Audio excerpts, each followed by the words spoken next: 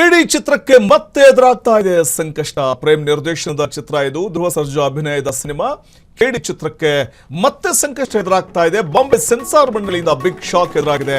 Revise ಕಮಿಟಿಗೆ refer ಆಯಿತು Prem cinema. Song ವಿವಾದ ಬೆನ್ನಲ್ಲೇ ಸೆನ್ಸಾರ್ ಮಂಡಳಿ ಖ್ಯಾತೆ ತೆಗಿತಾ ಇದೆ. ರಿವೈಸ್ ಕಮಿಟಿಗೆ ರೆಫರ್ ಆಗಿದೆ ಪ್ರೇಮ್ ಸಿನಿಮಾ. ಸಾಂಗ್ ವಿವಾದ ಬೆನ್ನಲ್ಲೇ ಸೆನ್ಸಾರ್ ಬೋರ್ಡ್ ಖ್ಯಾತೆ ತೆಗೆದಿರುವಂತದ್ದು. SLV ಥಿಯೇಟರ್ನಲ್ಲಿ ಸಿನಿಮಾ ನೋಡಿದ್ದ ಸೆನ್ಸಾರ್ ಬೋರ್ಡ್ ಆನಂತರದಲ್ಲಿ ಖ್ಯಾತೆ ತೆಗೆದಿದೆ. ಆದರೆ ಕನ್ನಡ ಸಿನಿಮಾ ಟಾರ್ಗೆಟ್ ಮಾಡ್ತಾ ಇದೆಯಾ ಬಾಂಬೆ ಸೆನ್ಸಾರ್ ಬೋರ್ಡ್ ಅನ್ನುವಂಥ ಪ್ರಶ್ನೆ ಉದ್ಭವ ಆಗ್ತಾ ಇದೆ. ಕೆಡಿ ಚಿತ್ರಕ್ಕೆ ಶುರುವಾಗಿರುವಂತಹ ಸಂಕಷ್ಟ ಇದು.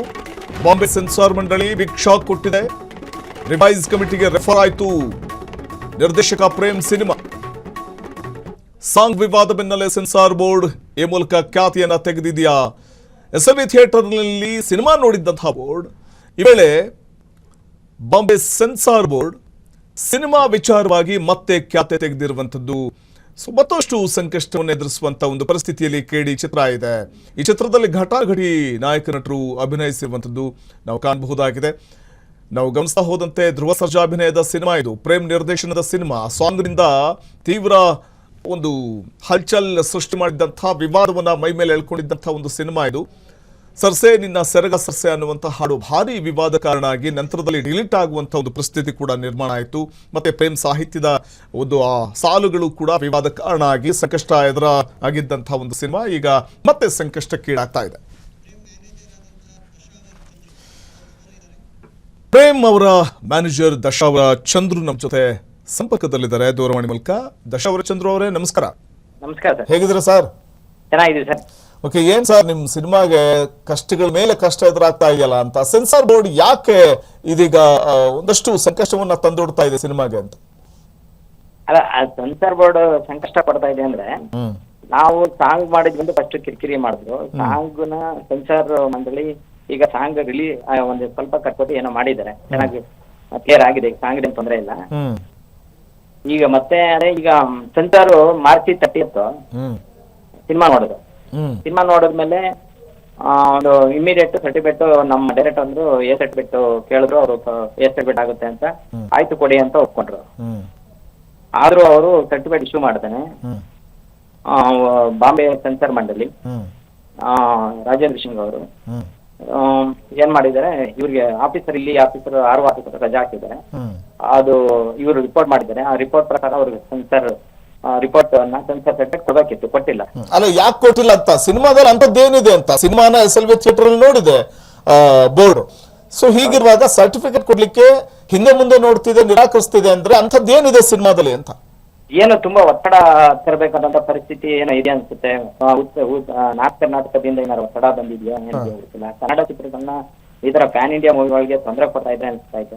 ಪ್ರತಿಯೊಂದು ಸೌತ್ ಇಂಡಿಯನ್ ಮೂವಿಗೆಲ್ಲ ಈ ತರ ನೋಡಿ ಜನನಾಯಕನ ತೊಂದರೆ ಕೊಟ್ಟಿದ್ದಾರೆ. ಕಾರಣ ಏನಾದ್ರೂ ಇರ್ಬೇಕಲ್ಲ ಸರ್? ಬರೀ ಈಗ ಕನ್ನಡ ಸಿನಿಮಾ ಅನ್ನುವಂತ ಕಾರಣ ಕೊಡ್ತಿರೋದ ಅಥವಾ ಸಿನಿಮಾದಲ್ಲಿ ಏನಾದ್ರೂ ನೋಡಕ್ಕೆ ಸಾಧ್ಯನೇ ಇಲ್ಲ ಅನ್ನುವಂಥದ್ದು ಏನಾದ್ರು ಸೀಕ್ವೆನ್ಸ್ ಏನಾದ್ರು ಇದೆಯಾ? ಅಂತದೇನಾದ್ರು ಇಟ್ಕೊಂಡು ಏನಾದ್ರು ವಿರೋಧ ಮಾಡ್ತಾ ಇರೋದ ಅಂತ? ಇಲ್ಲ, ಆ ತರದ್ದು ನೋಡಿ ಇದುವರೆಗೂ ನಾವು ಪ್ರೇಮ್ ಅವರು ಅಷ್ಟು ಪಿಕ್ಚರ್ಗಳು ನೋಡ್ಕೊಂಡ್ ಬಂದಿದ್ದಾರೆ. ತಗೊಳ್ಳಿಲ್ಲ, ಎಲ್ಲಾ ಜನ ಕುತ್ಕೊಂಡು ನೋಡುವಂತ ಫ್ಯಾಮಿಲಿ ಕುತ್ಕೊಳ್ಳೋಣ ಸಿನಿಮಾಗಳನ್ನ ಮಾಡಿದ್ದಾರೆ. ಆ ತರ ಯಾವತ್ತೂ ಅಸಭ್ಯವಾದಂತ ಸಿನಿಮಾಗಳನ್ನ ಯಾವತ್ತೂ ತೆಗೆದಿಲ್ಲ. ಜನ ಮೆಚ್ಚುಗೆ ಪಡುವಂತ ಡೈರೆಕ್ಟರ್ ಹೆಸರುವಾಸಿ ಆದಂತ ಅದೇ ರೀತಿಯಾಗಿ ಸಿನಿಮಾನ ಅದೇ ರೀತಿ ಮಾಡಿದ್ದಾರೆ. ಆ ತರದಂತದ್ದು ಏನಿಲ್ಲ. ನನ್ನ ಪ್ರಕಾರ ಏನ್ ಇಂಟೆನ್ಷನ್ ಇಲ್ಲೋ ಗೊತ್ತಿಲ್ಲ. ಯಾಕಂದ್ರೆ ಕೇಳಿಲ್ವಾ ಈ ಬಗ್ಗೆ? ಕೇಳಿಲ್ವಾ ಸೆನ್ಸಾರ್ ಬೋರ್ಡ್ ನಿರಾಕರಿಸ್ತಿದೆ ಸರ್ಟಿಫಿಕೇಟ್ ಕೊಡ್ಲಿಕ್ಕೆ ಅಂದಾಗ ಈ ಬಗ್ಗೆ ಕೇಳಿಲ್ವಾ? ಕೇಳಿದ್ದಕ್ಕೆ ಅವರು ಆನ್ಸರ್ ಮಾಡಿದ್ರೆ ಫೋನ್ ಎತ್ತಿದೆ, ಏನೋ ಆನ್ಸರ್ ಮಾಡ್ತಿರ್ಲಿಲ್ಲ. ಫೋನ್ ಸುಮಾರು ಸಲ ಕಾಲ್ ಮಾಡಿದ್ದಾರೆ, ಸುಮಾರು ಸಲ ಮೆಸೇಜ್ ಮಾಡಿದ್ದಾರೆ. ಸರ್, ಈಗ ದಶಾವರ ಚಂದ್ರ ಅವರೇ ಕೋಟ್ಯಾಂತರ ರೂಪಾಯಿ ಹಣ ಹಾಕಿ ಮಾಡಿರುವಂತಹ ಸಿನಿಮಾ, ಸ್ಟಾರ್ ಗಳೆಲ್ಲ ಇರುವಂತಹ ಸಿನಿಮಾ. ಸೊ ಅವರು ಜವಾಬ್ದಾರಿ ಇರುವಂತವರು, ಕಮಿಟಿಯವರು ಅಥವಾ ಬೋರ್ಡ್ನವರು, ಸೆನ್ಸಾರ್ ಬೋರ್ಡ್ನವರು ಅವ್ರು ಫೋನ್ ಪಿಕ್ ಮಾಡಲ್ಲ ಅಂದ್ರೆ ಹೇಗೆ ಸರ್? ಸೊ ಒಂದು ಅವರು ರೀಸನ್ ಕೊಡ್ಬೇಕಾಗ್ತಿರುತ್ತೆ. ಹೌದೌದು, ರೀಸನ್ ಖಂಡಿತ ಕೊಡ್ಬೇಕಾಗತ್ತೆ. ಫೋನ್ ಪಿಕ್ ಮಾಡಿದ್ರೆ ಮತ್ತೆ ಇದು ಮಾಡಿದ್ರೆ ಲಾಸ್ಟ್ ಸ್ಯಾಟರ್ಡೆ ಒಂದು ಮೆಸೇಜ್ ಬಂದಿದೆ ಪ್ರೇಮ್ ಸರ್ಗೆ, ಇದೆಲ್ಲ ಇದು ರಿವೈಸ್ ಕಮಿಟಿಗೆ ಹಾಕಿದೀವಿ ಅಂತ ಹೇಳಿದ್ದಾರೆ. ರಿವೈಸ್ಗೆ ಹೋಗುವಂತದ್ದು ಫಸ್ಟ್ ನಮ್ಗೆ ತಿಳ್ಕೊತಿತ್ತಲ್ಲ. ಸೆನ್ಸಾರ್ ಮಂಡಳಿ ನೋಡಿದ ದಿವಸನೇ ಸಿನಿಮಾ ನೋಡಿದ ದಿವಸ ಸರ್ 6 ಆಫೀಸರ್ ಯಾವಾಗ ನೋಡಿದಾಗ ಕೇಳ್ತಾರಲ್ಲ, ಅವಾಗ ಇಲ್ಲ ನಮ್ಗೆ ನೀವು ರಿವೈಸ್ ಕಮಿಟಿಗೆ ಹೋಗಿದ್ರೆ ನೀವೇನು ಸರ್ಟಿಫಿಕೇಟ್ ಎಕ್ಸ್ಪೆಕ್ಟ್ ಮಾಡ್ತಾ ಇದ್ರಿ, UA ಎಕ್ಸ್ಪೆಕ್ಟ್ ಮಾಡಿದ್ರೆ ರಿವೈಸ್ ಕಮಿಟಿಗೆ ಹಾಕ್ತೀನಿ ಅಂತ ಅಂದ್ರು. ಈಗ ಸಾಮಾನ್ಯವಾಗಿ ದಶಾವರ ಚಂದ್ರ ಅವರೇ, ಸಾಮಾನ್ಯವಾಗಿ ಈಗ ಸೆನ್ಸಾರ್ ಬೋರ್ಡ್ ರಿವೈಸ್ ಕಮಿಟಿಗೆ ಹಾಕುವಂತದ್ದು ಯಾವ ಸಂದರ್ಭದಲ್ಲಿ ಅಂತ? ಯಾವ ಸಂದರ್ಭದಲ್ಲಿ ಅಂದ್ರೆ ಈಗ ಸಮಾಜಕ್ಕೆ ವಿರುದ್ಧವಾಗಂತ ಯಾವ್ದಾದ್ರು ಇದ್ರೆ ಸಿನಿಮಾದಲ್ಲಿ ಕಂಡು ಬಂದ್ರೆ ಅದರಿಂದ ಸಮಾಜಕ್ಕೆ ತೊಂದರೆ ಆದ್ರೆ ಸಮಾಜದ ಹಿತದೃಷ್ಟಿಯಿಂದ ಆ ತರದ್ದು ಏನಾರು ತುಂಬಾ ಕ್ರೂರವಾಗಿದ್ರೆ ಅಂತದ್ ಇದ್ರೆ ಮಾತ್ರ ಹಾಕ್ಲಿ. ಅಂತದ್ದೇನಾದ್ರೂ ಇದೆಯಾ ನಿಮ್ ಸಿನಿಮಾದಲ್ಲಿ? ಖಂಡಿತ ಆ ತರದ್ದೇನಿಲ್ಲ, ಆ ತರದ ಸನ್ನಿವೇಶಗಳು ಬಂದಿಲ್ಲ. ಮತ್ತೆ ಯಾಕೆ ರಿವೈಸ್ ಕಮಿಟಿಗೆ ಹಾಕಿದ್ರು ಅಂತ?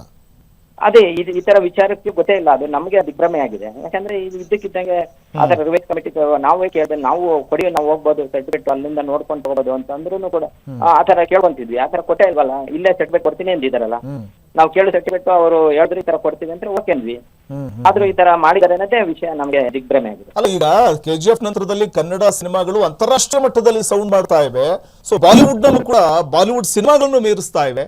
ಈ ಒಂದು ಜಲಸ್ಸು ಬಹುಶಃ ಈ ರೀತಿಯ ನಿರ್ಧಾರಗಳಿಗೆ ಕಾರಣ ಇರಬಹುದಾ ಅಂತ ನನಗೆ ಗೊತ್ತಿಲ್ಲ. ಹೇಳ್ತಿರೋದು ಇದೇ ಉದ್ದೇಶ ನೀವು ಹೇಳ್ತಾ ಇರೋದು ತುಂಬಾ ಸೊಗಸಾದ ಉತ್ತರ. ಯಾಕಂತಂದ್ರೆ ನಾರ್ತ್ ಇಂಡಿಯಾದವ್ರಿಗೆ ಕನ್ನಡ ಸಿನಿಮಾಗಳು ಮತ್ತೆ ಸೌತ್ ಇಂಡಿಯನ್ ಮೂವಿಗಳು ನೋಡಿ, ಪುಷ್ಪ 1, 2 ಇತ್ತಾಯ್ತಾ, ಕಾಂತಾರ ಫಸ್ಟ್ 2 ಇತ್ತಾಯ್ತಾ, KGF 1, 2 ಇತ್ತಾಯ್ತಾ, ಇದೇ ರೀತಿಯಾಗಿ ಪ್ರತಿಯೊಂದು ಮೂವಿಗಳು ಇಲ್ಲಿ ಸೌತ್ ಇಂಡಿಯನ್ ಮೂವೀಸ್ ನಾರ್ತ್ ಇಂಡಿಯಾದಲ್ಲಿ ತುಂಬಾ ಹೆಸರು ಮಾಡಿ ಜೋರಾಗಿ ಪಬ್ಲಿಸಿಟಿ ಆಗಿ ಇಡೀ ವರ್ಲ್ಡ್ ವೈಡ್ ಪ್ರಪಂಚದಾದ್ಯಂತ ಹಿಟ್ ಆಗ್ತಾ ಇದ್ದಾರೆ. ಅವ್ರಿಗೆ ಇದೊಂದು ಜಲಸ್ ಅಂತ ಅವ್ರಿಗೆ ಭಾವನೆ ಬಂದಿರಬೇಕು ಅನ್ಸುತ್ತೆ. ಆ ದೃಷ್ಟಿಯಿಂದ ಏನಾದ್ರು ತಡೆ ಹಿಡಿಯೋ ಪರಿಸ್ಥಿತಿ ಬಂದಿದ್ಯಾ ಏನೋ ಅಂತ ಅರ್ಥ ಆಗಲ್ಲ. ನಮ್ಗಂತೂ ಈ ತರ ಪರಿಸ್ಥಿತಿ ಬಂದಾಗ ನೋಡಿ, ಜನನಾಯಕನಿಗೂ ಈ ತರ ಬಂದ್ರೆ ಅದು ಸೌತ್ ಇಂಡಿಯನ್ ಮೂವಿ ತುಂಬಾ ದೊಡ್ಡ ಹೆಸರು ಮಾಡಿರೋಂತ ನಟ ಈಗ ಅಂತ ವಿಜಯ್ ಸಾರ್ದನೆ ತಡೆ ಹಿಡಿದಿದೆ. ಯಾಕೆ ಈ ತರ ಪರಿಸ್ಥಿತಿ ಬಂದಿದೆ, ಏನ್ ರಾಜಕೀಯ ಮಾಡ್ತಾ ಇದ್ದಾರೆ ಅಂತ ಅರ್ಥ ಆಗ್ತಾ ಇದೆ ನಮ್ಗೆ. ಇದು ಮೊದಲನೇದು ಈ ತರ ಸರ್ಟಿಫಿಕೇಟ್ ಈ ತರ ದಿಗ್ಭ್ರಮೆ ಆಗಿ ಇದು ರಿವೈನ್ಸ್ ಕಮಿಟಿಗೆ ಕಳಿಸಿರೋದು ನಮ್ಗೆ ಒಂಥರ ಆಶ್ಚರ್ಯ ಆಗುತ್ತೆ. ಏನು ಅಂತದ್ದೇನಿಲ್ಲ. ಈಗ ನೀವು ನೇರವಾಗಿ ಸೆನ್ಸಾರ್ ಬೋರ್ಡ್ ಸದಸ್ಯರನ್ನ ಭೇಟಿ ಮಾಡೋದಕ್ಕೆ ಏನಾದ್ರು ಮುಂದಾಗಿದ್ದೀರಾ? ಅಲ್ಲ, ಆಫೀಸಲ್ಲಿ ಲೋಕಲ್ ಆಫೀಸಲ್ಲಿ RO ಅಂತ ಇದ್ರಲ್ಲ ಅವ್ರಿಲ್ಲ, ಅವರು ರಜಾ ಹಾಕಿದ್ರೆ ಒಂದು ತಿಂಗಳ ಮಟ್ಟಕ್ಕೆ. ಅಲ್ಲಿ ಬಾಂಬೆದಕ್ಕೆ ಕಾಲ್ ಮಾಡಿದಾಗ ಈ ತರ ವಿಷಯ ಮಾಡಿದಾಗ ಇಲ್ಲ ಇದನ್ನ ಸರಿಪಡಿಸ್ಕೊಡ್ತೀವಿ, ರಿವೈಸ್ ಕಮಿಟಿಗೆ ಹೋಗಿದ್ರೆ ಸಿನಿಮಾ ತೋರಿಸಿ ರಿವೈಸ್ ಕಮಿಟಿಯಿಂದ ಅಂತ ಅಂದ್ರು. ಓಕೆ ತೋರ್ಸೋಣ ಅಂತ ಹೇಳಿದ್ದಾರೆ. ಸರ್, ಇವೆಲ್ಲ ಫೋನ್ ಅಲ್ಲಿ ಮಾತಾಡುವಂತದ್ದು ಸರ್. ಕೋಟ್ಯಾಂತರ ರೂಪಾಯಿ ಬಂಡವಾಳ ಹಾಕಿದ್ರಿ, ಸಂಕಷ್ಟ ಎದುರಾಗಿದೆ ನಿಮ್ಗೆ. ಸೊ ರಿವೈಸ್ ಕಮಿಟಿ ರೆಫರ್ ಮಾಡಿರುವಂತದ್ದು. ಹೀಗಿರುವಾಗ ನೇರ ಭೇಟಿ ಮಾಡಿ ಮಾತಾಡಿ. ಖಂಡಿತ ಹೋಗ್ತೀವಿ, ಖಂಡಿತ. ಸ್ಯಾಟರ್ಡೇ ಗೊತ್ತಾಗ್ಬಿಟ್ಟಿಂದ ಇವತ್ತು ಮಂಡೇ, ಇವತ್ತೆಲ್ಲ ಫೋನಲ್ಲಿ ಮಾತಾಡಿದ್ದಾರೆ. ಮತ್ತೆ ನಾಳೆ ರಜಾ ಇದೆ, ಮತ್ತೆ ಬುಧವಾರ ಹೋಗ್ತಾ ಇದ್ದಾರೆ. ಬುಧವಾರ ಹೋಗಿ ಎಲ್ಲ ಕ್ಲಿಯರ್ ಮಾಡ್ಕೊಂತಾರೆ.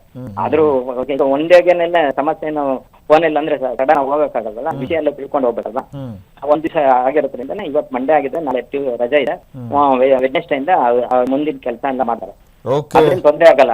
ಸಿನಿಮಾ ಅನ್ಕೊಂಡಿರೋ ಟೈಮ್ಗೆ ಖಂಡಿತ ಬರುತ್ತೆ. ಅಲ್ಲ, ಖಂಡಿತ ಸಿನಿಮಾಗೆ ಎದುರಾಗಿರುವಂತಹ ಈ ಸಂಕಷ್ಟ ನಿವಾರಣೆ ಆಗ್ಲಿ, ಸಿನಿಮಾ ಅನ್ಕೊಂಡ ಟೈಮ್ಗೆ ಬರ್ಲಿ, ಒಳ್ಳೇದಾಗ್ಲಿ ಅಂತಾನೆ ನಾವು ಆಶಿಸ್ತೀವಿ. ಥ್ಯಾಂಕ್ ಯು ದಶಾವರ ಚಂದ್ರು ಅವರ. Thank you sir. ಎಸ್, ಅಂದ್ರೆ ನಾವು ಅನ್ಕೊಂಡಿರೋ ಪ್ರಕಾರ ಸಿನಿಮಾ ಯಾವ ಕಾರಣಕ್ಕೂ ಮಿಸ್ ಆಗಲ್ಲ, ಬಂದೇ ಬರುತ್ತೆ. Okay, thank you Freedom TV ಜೊತೆ ಮಾತಾಡೋದಕ್ಕಾಗಿ. Thank you sir. Okay, thank you. ಇದು KD ಚಿತ್ರಕ್ಕೆ ಎದುರಾಗಿರುವಂತಹ ಸಂಕಷ್ಟದ ವಿಚಾರವಾಗಿ ದಶಾವರ ಚಂದ್ರು ಅವರು ಹೇಳ್ತಾ ಇದ್ರು. ನಿರ್ದೇಶಕ ಹಾಗೂ ನಟ ಪ್ರೇಮ್ ಅವರ ಮ್ಯಾನೇಜರ್ ದಶಾವರ ಚಂದ್ರು. ಸೊ ದಶಾವರ ಚಂದ್ರು ಅವರು ಹೇಳೋ ಪ್ರಕಾರ ಈ ಸಿನಿಮಾದಲ್ಲಿ ಅಂಥ ಒಂದು ಕೆಟ್ಟ ಸೀಕ್ವೆನ್ಸ್ಗಳು ಯಾವುದೂ ಇಲ್ಲ, ಕುಟುಂಬ ಸಮೇತ ನೋಡುವಂತಹ ಸಿನಿಮಾ ಮಾಡಿದ್ದೀವಿ.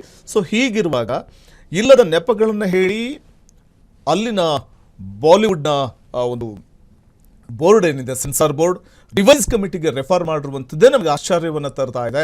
ಇದ್ರ ಬಗ್ಗೆ ನಾವು ಕೇಳಿದ್ರೆ ಅವರು ಸಮರ್ಪಕವಾದ ಉತ್ತರವನ್ನು ಕೊಡ್ತಾ ಇಲ್ಲ.